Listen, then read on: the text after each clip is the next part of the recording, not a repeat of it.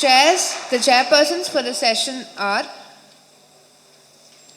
Dr. Padmakumar K, Vice Principal, Professor and Head, Jubilee Mission Medical College, Thrissur, and Dr. Shalini R, Assistant Professor, Government Medical College, Trivandrum, to the stage.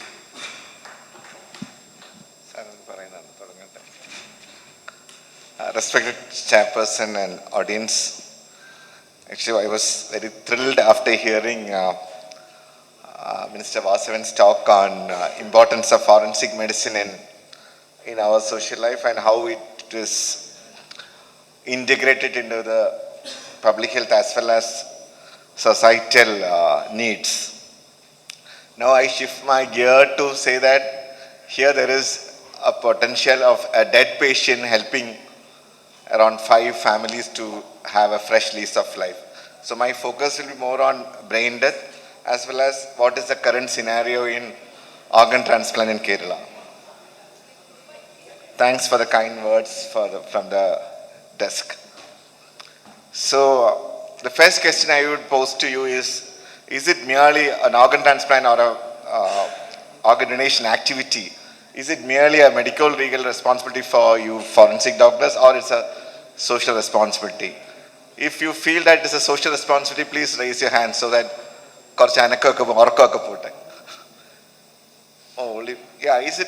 is actually a social responsibility. It is not merely a medical legal responsibility, because here you are helping few people to gain their life from their end stage organ failure. So my talk will be predominantly on the current status in state of Kerala, organ transplant, the need and outcome, and challenges of DLAC. This is as suggested by your AFME academic committee.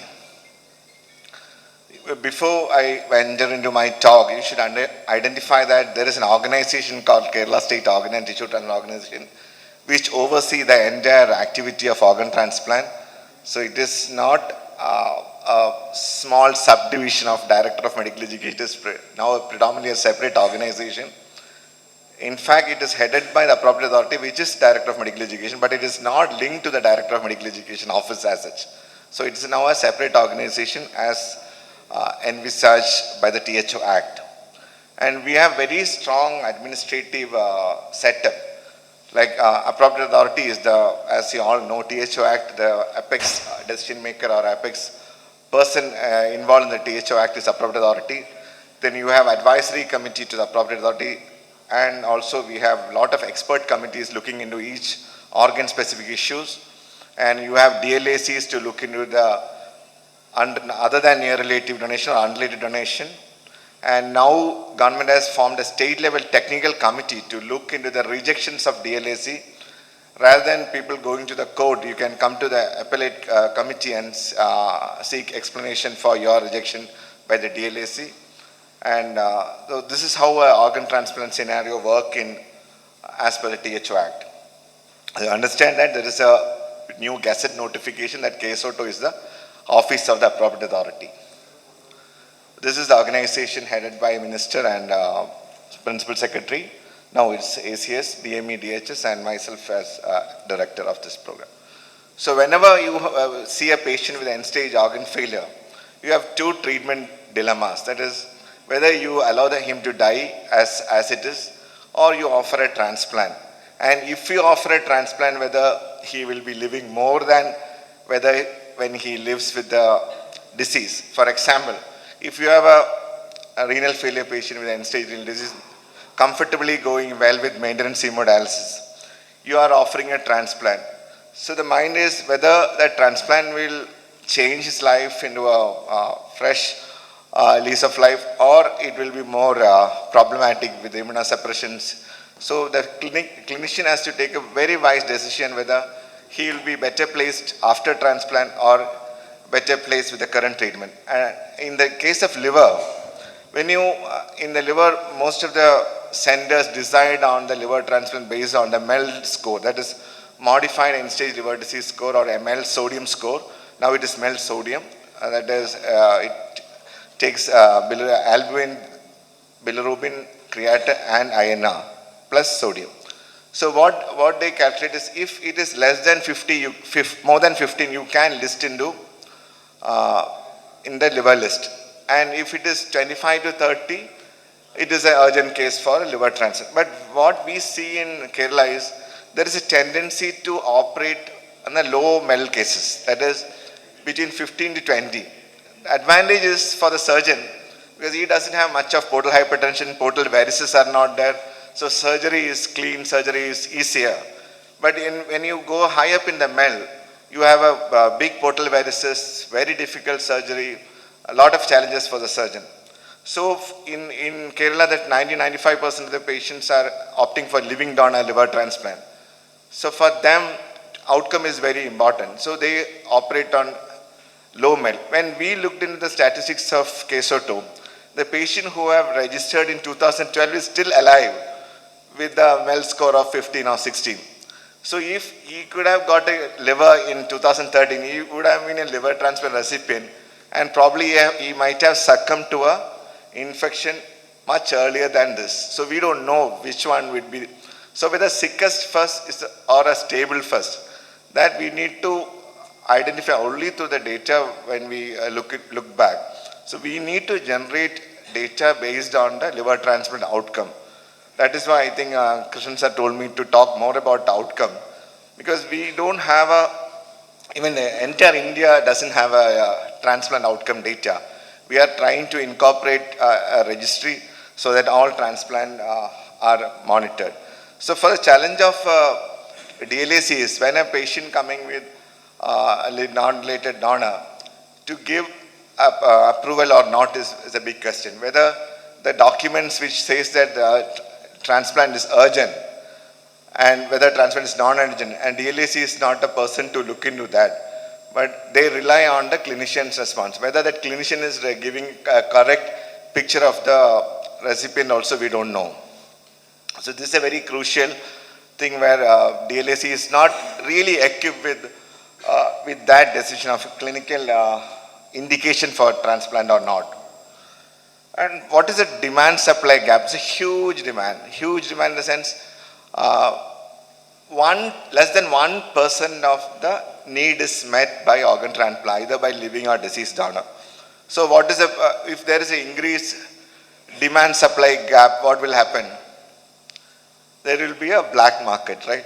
So there will be somebody will be trying to exploit this situation of demand supply gap, and there is a chance of exploitation of poor, vulnerable, exploitation of a gender.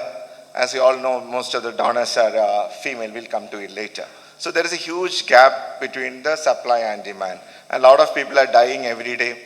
When you look into the waiting list mortality, now we are looking into the waiting list mortality also. So what is happening is every year, more than 1,000 patients die on waiting list. That is registered for deceased donor, but they are not getting organ, they are dying. So every year we have losing 1,000 patients, but we are not bothered why they are dying, or we need to prevent this premature death. This is statistics from Kerala. So we have around 20-25,000 patients on maintenance hemodialysis. We hardly do around 1,000 transplants a year, entire Kerala, 49 transplant centers. And in that 1,000 transplants, only less than 2% come from deceased donor. 98% come from living donors. In that 98%, around 70% are from unrelated donors. That is other than related donors. So only 30% is met with living donors, 2% living in deceased donors, and the entire thing is unrelated. So you can't expect our Kerala being so altruistic that everybody want to give kidney for somebody to live on. So that is difficult to understand. And so you all know why should I get a kidney transplant? Survival is much better. You have a good lifestyle. You have liberty to have good food, and your quality of life is excellent. But at what cost is the next thing?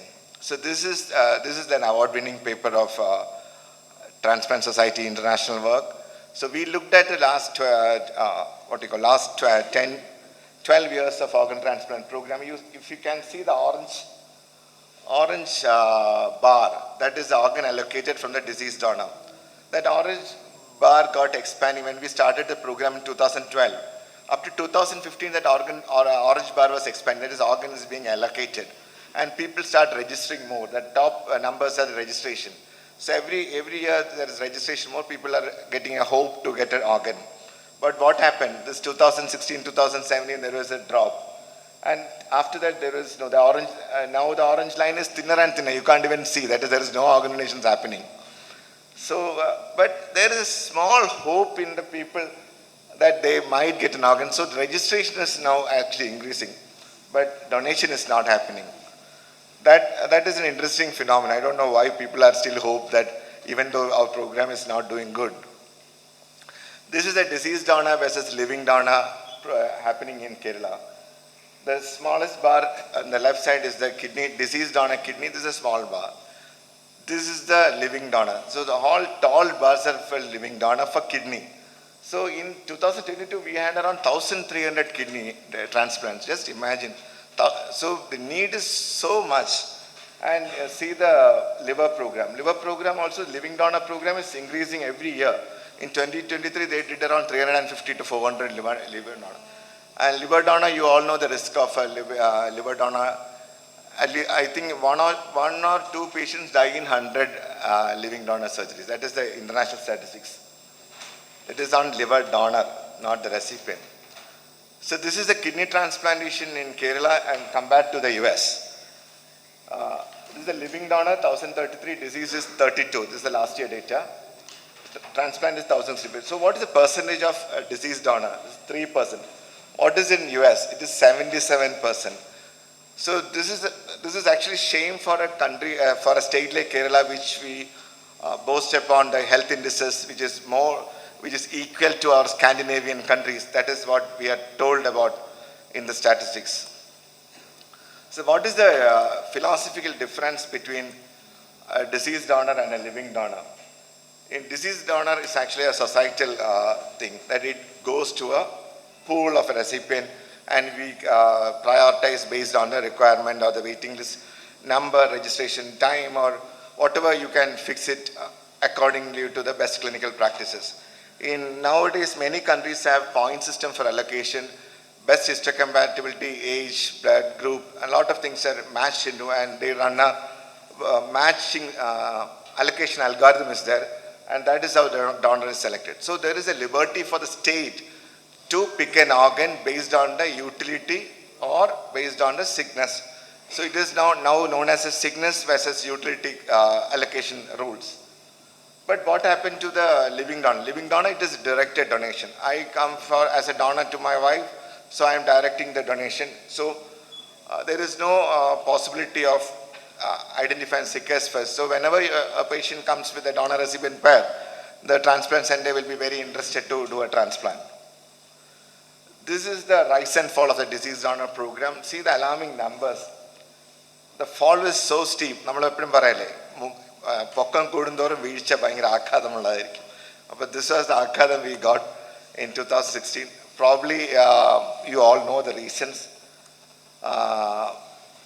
This is when I conducted around 300, 400 sessions across Kerala for nurses, for public and all on organ transplant. Even among the doctor community, when I say how many of people believe in Joseph movie, 99% before my session will say, yes, I believe in Joseph movie. Sister and staff nurses, 100% believe in Joseph movie. And public, you can understand. So 100% of society believes what happened in Joseph is really, it can happen. And see that the one man fighting against the entire medical profession, making all of us fools. And he is actually victorious, because we all, when he started talking something, talking rubbish. He was talking rubbish. But what all the medical community got intruded, or I don't know why. And what he said, Sagari Ashitral Panathinayi Charpakare Kollunu. This has become viral. And none of the medical societies stood up and said, no, this what he is saying is rubbish. None of the medical societies, including Neurosurgical Society or Neurological Society, none of them stood up and said it is rubbish. Only my organization was fighting against this. And a lot of high court verdicts are also there which confuse the public. So these are the three reasons why our program slumped. And from what happened to this poor man have no access to transplant after this. The only hope for a poor man to get a transplant is through deceased donor. That is how I got into this picture, and when I saw my poor patients who are undergoing maintenance hemodialysis in medical colleges getting transplant in Kottayam, in Calicut, Alappuzha, that was so gratifying. Otherwise, they couldn't have imagined that transplant could any time happen to them, because it was an activity of a very big corporate hospitals. They don't have power or money to purchase organs. I shouldn't say it purchase, but it is happening. So this was a case against me and few doctors who went by Ganapati. And I just read one sentence of that. Thus, after pursuing the entire materials placed before this court, including the finding of the AA constituted under -- the prosecution based on Annexure 1 complaint is an abuse of the process of law due to the above mentioned. It is very elaborate judgment. I fought with my advocate. Government has not given any support for this, fighting this case, because actually Chief Judicial Magistrate of Ernakulam High Court has issued a non-bailable arrest warrant to me because of this case. And I have to fight, first of all, Jamim Medkanam. Jamim eduthu kodadi poi kodadi stay vaangichu. Then we fought the case, and I spent a lot of money for that also. And we won the case. But this case was, after this case, nobody knew that this case we won. This was against two health service doctors who certified brain death in a corporate hospital, myself. And the case against me was I conspired all this death. So the health system response to this allegation, this was the biggest blunder my system did.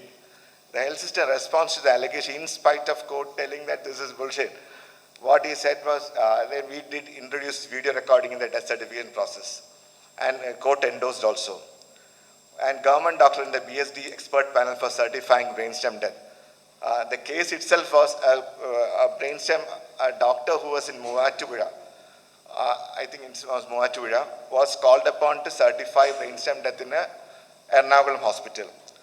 And the allegation was, this was purposefully put, because in spite of Ernakulam having a lot of doctors, why this Muvatuvira doctor?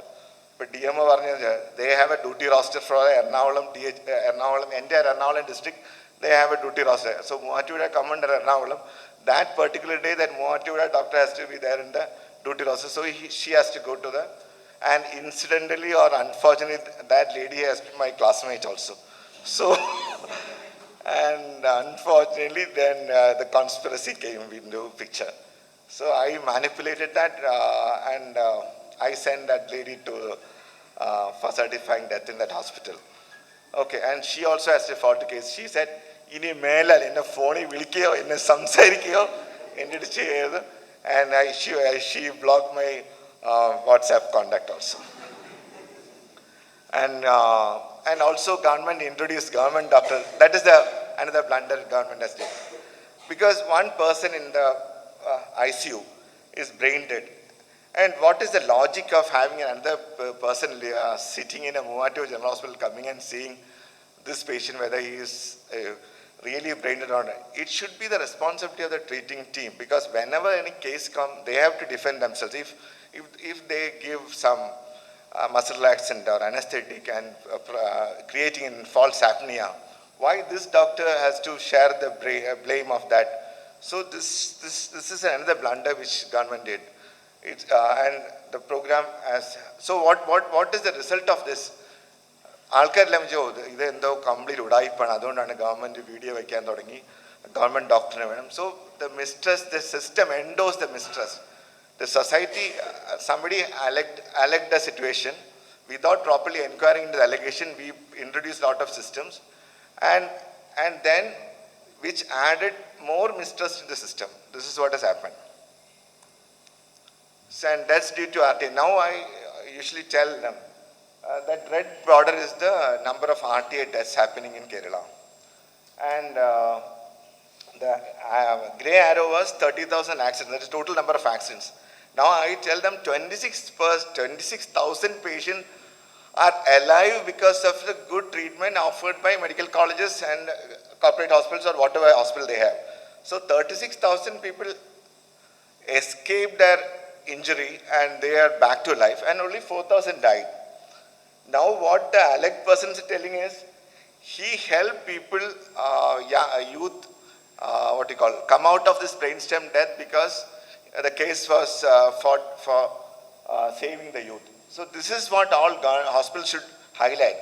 We have saved 36,000 people from death and only 4,000 which is irreversible catastrophic brain injury, which is a lost opportunity for a for an organ donation. So we should actually repent on this lost opportunity and not defend ourselves by not certifying brainstem death. So these are the stats shown. See number of donations. See the number of death and the donation. 4,000 death and 10 donations. Actually, it is very shameful to our medical community. So this is the accident death versus organ donation in Kerala. See, that is the deaths. See, this is the small bar which is not visible to your eyes are the donors. So where are the people conspiring to kill anyone? Do any hospital kill anyone? And whoever alleging all these are also going to the same hospital where these allegations are done. And as you all know, this brainstem death certification is by a board of 4 doctors. RMB in charge of the institution actually constitute the board. 2 doctors has to be empaneled by the appropriate authority should be in the panel, and an independent specialist nominated by in charge. So the law is very clear. The law vests the responsibility of declaring death to the hospital. That is why they have put RMB in charge of the hospital as the primary person responsible. And he has to nominate all the doctors. So he and only he is responsible for brainstem death. No other doctor from outside. So because he has to answer the society or answer the public or answer the court that what they have done right or wrong. So we should have abide by the statute and not introduce our modifications into this. That has created a mistrust in the system.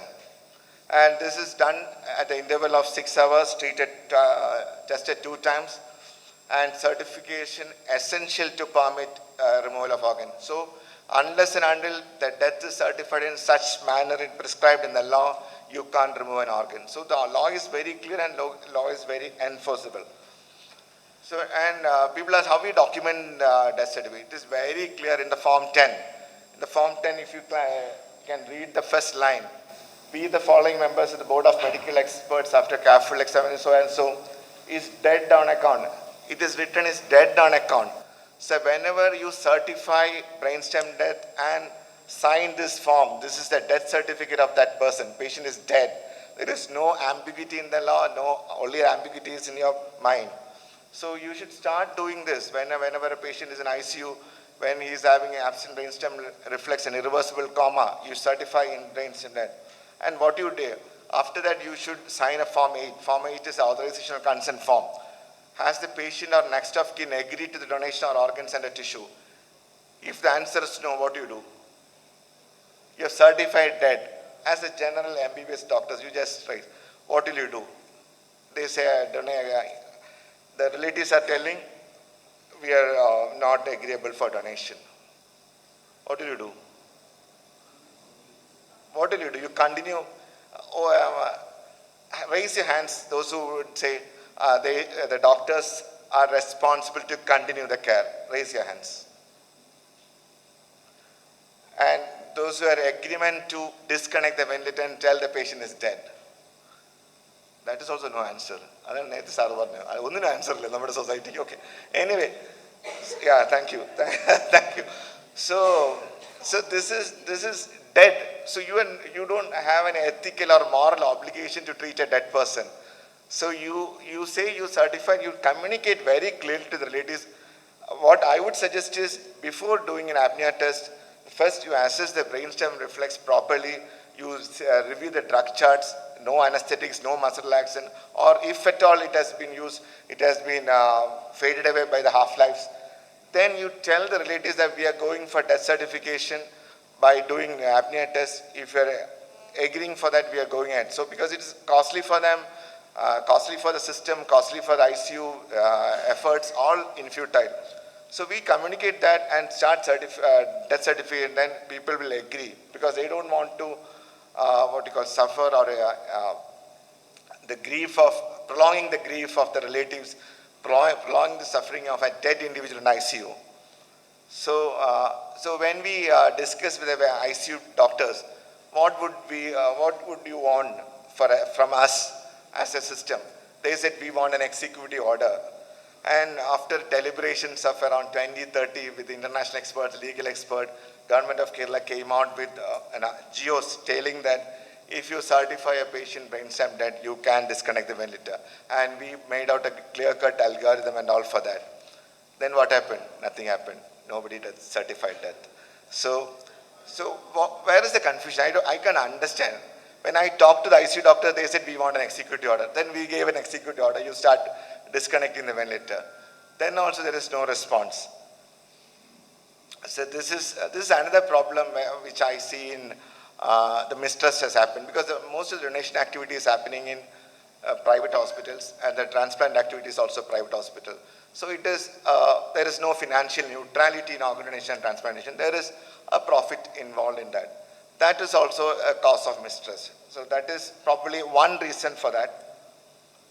And this is a complex process. A disease donation activity in a hospital is a very complex process.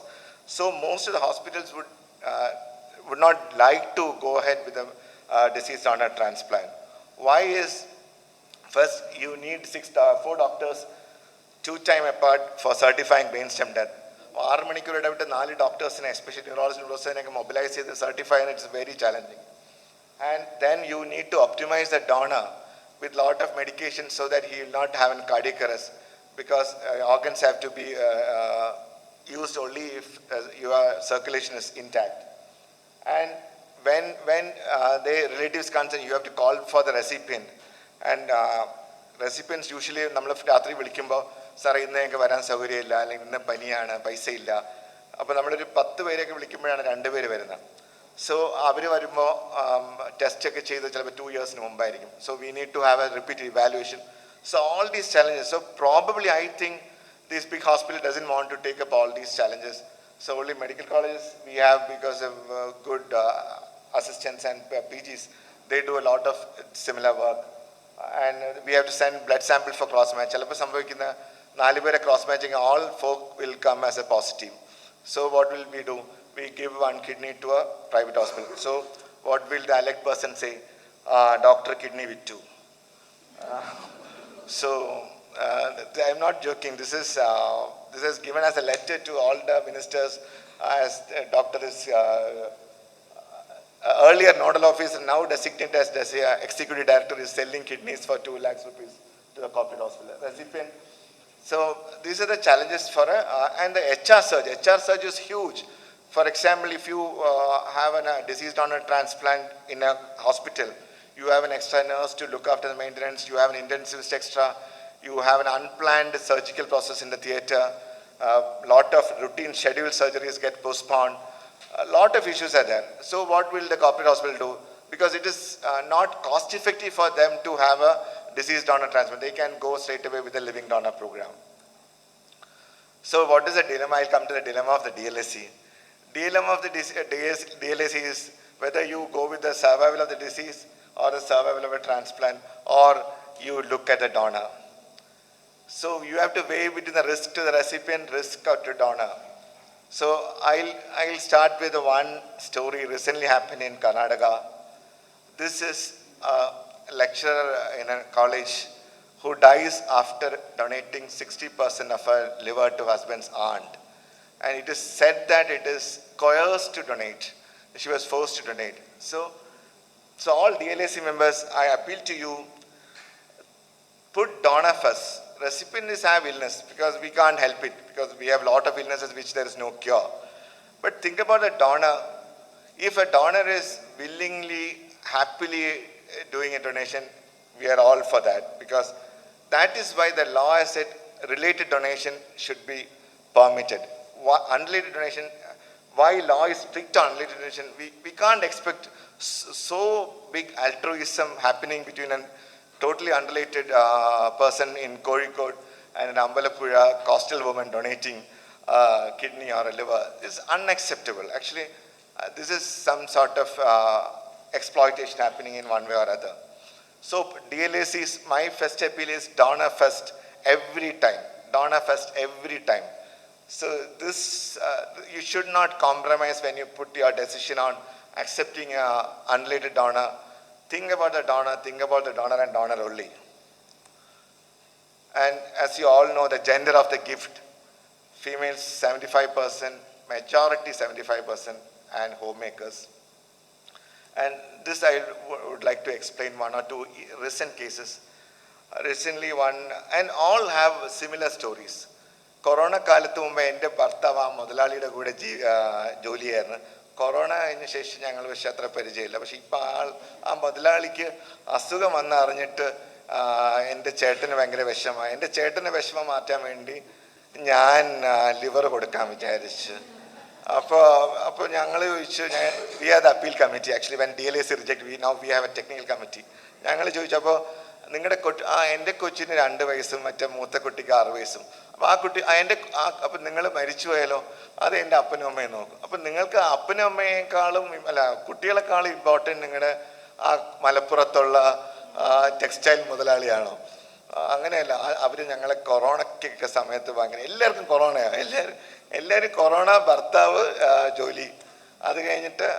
So this is what, and finally one lady said, I was forced to donate. I was forced to donate by the husband. And she started crying. This is what is happening. So now we usually, discourage all unrelated donation. So what is the court saying?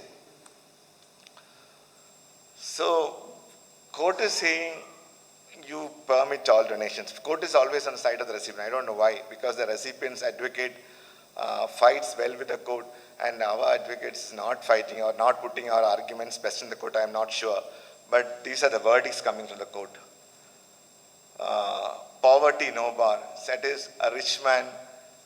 And when you say, take the economics of organ donation, of living unrelated donation, everyone, 95% will be a rich businessman, and donors will be a poor coastal woman, poor rubber tapper, employer, and probably in that 70% is female, young female, 25-30 years old. And court is saying poverty is considered because somebody is helping. നിങ്ങൾ എന്തിനാ ആ സഹായത്തിൻ്റെ ഇടയിൽ നിൽക്കുന്നതെന്നാണ് DLAC എടുത്ത് ചോദിക്കുന്നത്. And all DLAC's orders are quashed or set aside. Now we are fighting it back actually. And another thing is, we said that there is a H community giving to M community, or H community giving to C community, or M to C, or M to H, whatever it is. We said there is unlikely to be a link, indirect link. So court said, no, you are talking about communal harmony. So this is because of the Kerala communal harmony കാരണമാണ് ഇവർ കൊടുക്കുന്നത്. കാരണം അമ്പലപ്പുഴയുള്ള പാവം മത്സ്യത്തൊഴിലാളി സ്ത്രീക്ക് ഏതോ ഒരാളുടെ സ്നേഹം തോന്നുകയും ആ ആൾക്ക് കൊടുക്കുന്നത് നിങ്ങളതിൻ്റെ ഉദാത്തമായ മാതൃക എന്തുകൊണ്ട് മനസ്സിലാക്കുന്നില്ല DLAC എന്നാണ് DLAC എടുത്ത് ചോദിക്കുന്നത്. So, and court is saying communal harmony should be this thing.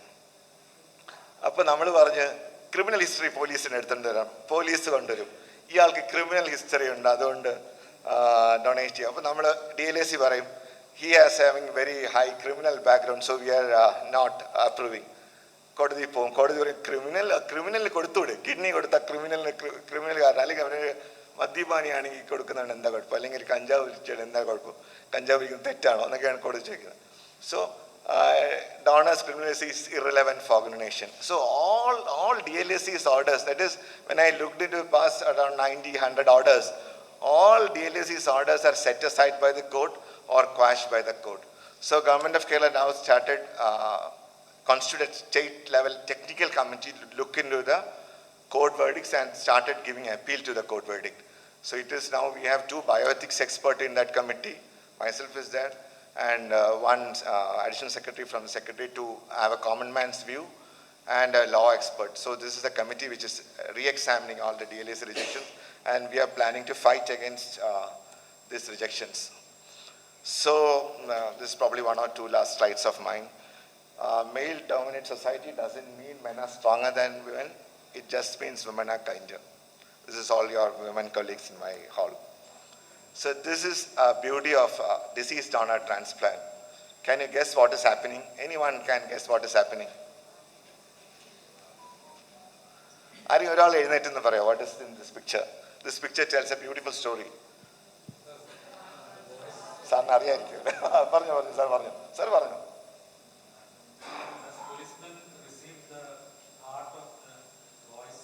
Father. Yeah, see this. He is actually in the deathbed. That policeman had severe refractory heart failure. എല്ലാ ദിവസവും ICU-ലാണ് with dobutamine, 9 drops and all.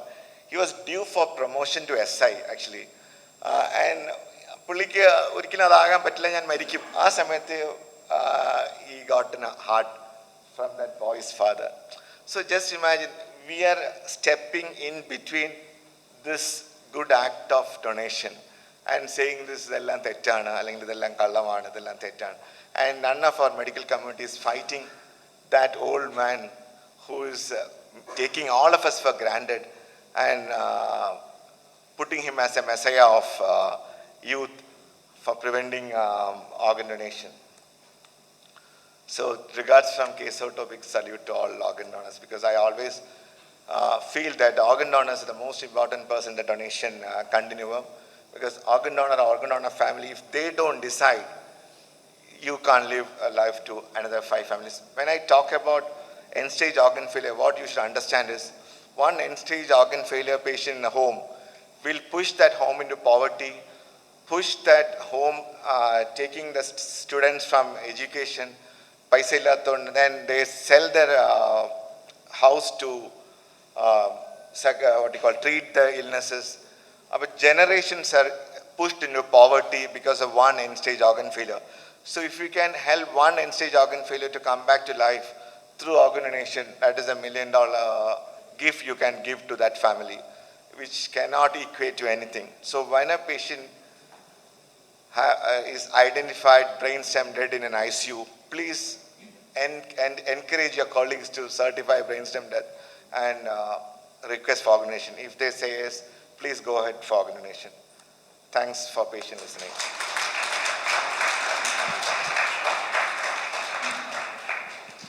Thank you, sir. It's a very informative talk. Sir has touched upon the current status of organ donation and the various challenges we face and also the issues we face. Legal issues are touched upon and said few case laws also. Sir is leaving before lunch, so few questions are allowed. At least 1 or 2 questions you can ask. Sir. Krishnan സാറിൻ്റെ script ആയിരുന്നു കേട്ടോ ഈ talk. Krishnan സാറിനെ എന്നെ പഠിപ്പിച്ച് ഇങ്ങനെ ആക്കിയെടുത്തതാണ്. One question regarding organ retrieval. License, can the retrieval be done by licensed hospital only? Yeah. Actually, initially നമ്മുടെ ഇടയിൽ ഒരു തെറ്റിദ്ധാരണ ഉണ്ടായിരുന്ന brainstem death certification can be done only in a licensed transplant center. It is not like that. Any hospital which have a transplant, which have a ICU and have a panel to certify brainstem death, they can go ahead and certify. Only thing is retrieval can be done only by the licensed transplant center or a retrieval center. For certifying brainstem death, you need not require any certification. So the same hospital team cannot do it? If they are not licensed, they cannot do. Okay. Any more questions? So please today visit the K-SOTTO website and pledge your organs. At least you can have. That is, before going in for this apnea test and brainstem reflex estimation for as part of brainstem death certification, do we need to seek the, whether there is a consent from the relative before that, or? No, actually, now we have given a new algorithm to the government, because when I talk to the patient relatives and even stakeholders, what they say is, even before apnea, it's better to get a consent. If all the brainstem reflexes are absent, we had a lot of deliberations with even forensic experts also. If it's consistent with brainstem dead, you communicate with the patient's relative that patient is brainstem dead, we are not going to treat anyway.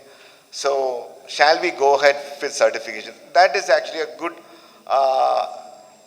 good idea to engage the relatives from that onwards. So we have given a fresh algorithm to for government's approval. If it comes, we will disseminate to all, so that it is made mandatory that if you see a patient who is brainstem dead in ICU, you engage with the relatives, started talking about the brainstem death, what is neurological death determination, how it is being done, and how this committee is formed, so that they are sensitized. So once this sensitization happens, then certification will become easier. After certification, counseling also will become easier, even if they are not donating, because we are putting that option beforehand itself. We are going ahead with certification with two options. One is termination of care, two is organ donation, and only with your consent. So if they are not consenting for organ donation, we will terminate the treatment, because it is actually cost saving for the family. Because 1 day of hospital stay in a big ICU will be around 1.25 to 1.5 lakhs. And in medical college, we say it is cheaper, but the state is paying for that. State is also spending around similar amount, even more than that, what a private hospital is spending for an ICU care of a futile exercise. Noble.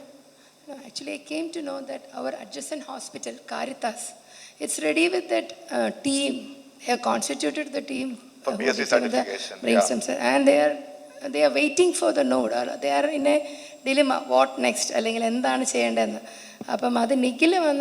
there are needs, and people from the adjacent private institutions, not the representatives of the state, where the transplant is going on. Authorization. Right. So they are ready with that. Now the policy takers, stakeholders of that institution now is with a few queries. Shall we take forward this? What was the query? Sir, in our hospital there are 11 empaneled doctors. Yeah. And for the brainstem certification, is the rule of 2 doctors from outside? No, actually the problem, there is still a confusion is there, but prevailing government order says that at least one doctor, not 2 doctors, 1 doctor has to come from outside, but we have requested for amendment. But as per the THO Act, there is no requirement. But for Kerala law, it's required, Kerala government order. So better to call one from government medical college and go ahead with certification. For at present, video recording is mandatory, and 1 doctor from outside is mandatory. We have not diluted that, but we have requested for an amendment. Sir, one more doubt. Yeah, government order. One more doubt. For the brainstem certification for the ventilator removal, is the same protocol for the organ? Same. Because you can't have 2 death determination standards for thing. We are, first of all, leave alone the organization. We are certifying death based on neurological criteria. That is why now I think Canada has come out with this unified definition of death based on a brain death criteria. So even if you have a cardiac death, what do you check first? You check the pupils, no? Pupils dilated and fixed means what? Patient is dead. That is neurological death. Then only you look at the heart and see whether the heart is beating or not. So basically, brain is first. Whether it is circulatory death or a neurological death, brain dies first. That is why, even if you have a intact brainstem and you have had a circulation arrest, you can do a CPR and make the patient alive. So that is why they put brain first. And so whatever death determination, you should have absent brainstem reflexes. So that is also, we should also learn. The concept is, there is death, we are determining death, and we are not asking for donation. After death determination, we just engage the relatives whether you are ready for donation or not. Okay, so have a practice of death determination ICU using neurological criteria in all hospitals. Leave alone organ donation. Sir നമുക്ക് തൊടുപുഴയിൽ നിന്നൊക്കെ Call വരും. ഹോസ്പിറ്റലിൽ നിന്ന് നമുക്ക് empanel ഡോക്ടേഴ്സിന്റെ requirement വരുന്നുണ്ട്. അപ്പോൾ district vice അവരുടെ ഡിസ്ട്രിക്റ്റിനാണോ പ്രയോറിറ്റി കൊടുക്കേണ്ടത്, അതോ കോട്ടയത്തിൽ നമുക്ക് ആവശ്യമുണ്ടെങ്കിൽ കോട്ടയം ഡിസ്ട്രിക്റ്റിൽ അങ്ങനെയില്ല ഡിസ്ട്രിക്റ്റ് ഒന്നും this is a state empanelment. It is empaneled by the appropriate authority. So an empaneled doctor can go and sign, do the certification. But at present you need one government doctor also in the panel. Okay, thank you, sir. Thank you, sir. Thank you. That's all. Thank you.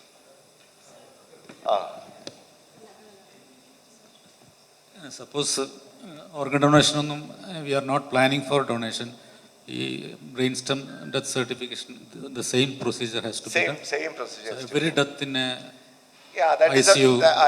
അത് ഒരു ചലഞ്ചായിട്ട് many doctors പറയുന്നുണ്ട്. For example, ഒരു 90-year-old man ഭയങ്കര IC bleed, അയാളെ ഞങ്ങൾ ഈ 4 ഡോക്ടറിനെ വിളിച്ച് സർട്ടിഫൈ ചെയ്യണോ 2 പ്രാവശ്യം. But if you want to certify death by neural criteria, you have to follow this. Otherwise you just leave alone and leave to the natural death. So that is a THR requirement. So probably it come later, modification, I don't know. But for death determination with neural criteria, you have to follow this. Sir, Thank you. excuse me, sir. Just one Yeah. question. So you told one doctor from outside the hospital. So did you mention that it has to be a government? Yeah, it has to be a government doctor. Okay, thank you, sir. Thank you, sir. So to present the memento, I invite the chairpersons.